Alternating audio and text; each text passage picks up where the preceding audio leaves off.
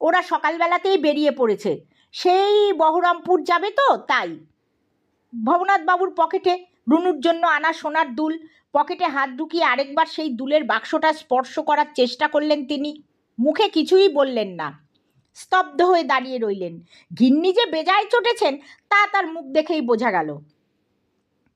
বেশ ঝাঁঝালো গলায় বললেন, এত ফুলমন হলে চলে?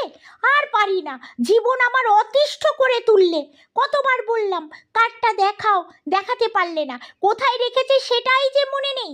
প্রথম থেকেই বলে আসছে বৃহস্পতিবার বিয়ে, বিয়ে তো ছিল বুধবার।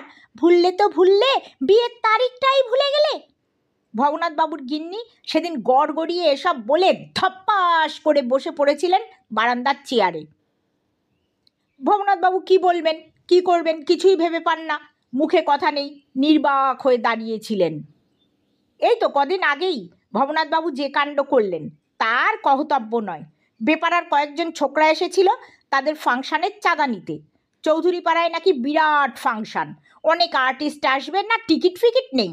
টিকিট করলে কি আর ভিড় হবে, তাই চাঁদা তুলে অনুষ্ঠানের খরচ তোলার পরিকল্পনা।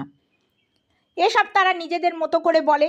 প্রতিটি ছেলেরই পোশাক আশাক, হাবভাব, কথা বলার ভঙ্গি কিছুই ভবনাথবাবুর সুবিধের মনে হয়নি। গায়ে চক্কর বক্কর জামা, গলায় হার, হাতে বালা পরা। ছেলেটির কথা বলার ভঙ্গি দেখেই বোঝা যায় সে যা খুশি তাই করতে পারে। ভবনাথবাবুকে শাসানির সুরে বললে, 200 টাকার 1 পয়সাও কম নেব না।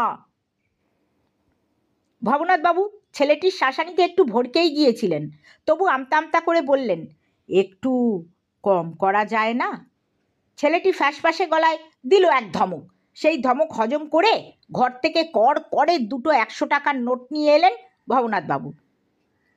হাতে কলম বাগিয়ে বিল নিয়ে যে ছেলেটা দাঁড়িয়েছিল ভবনাথবাবুকে সে নাম জিজ্ঞেস করে। তিনি এমন দিশেহারা কখনো হননি।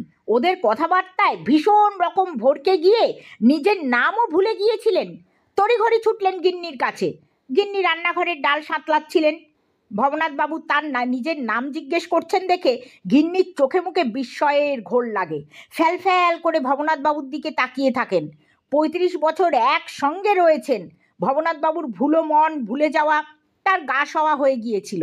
নিজের নাম যে তিনি কখনো ভুলে যেতে পারেন রাধারানী দেবী তার স্বপ্নেও ভাবেননি।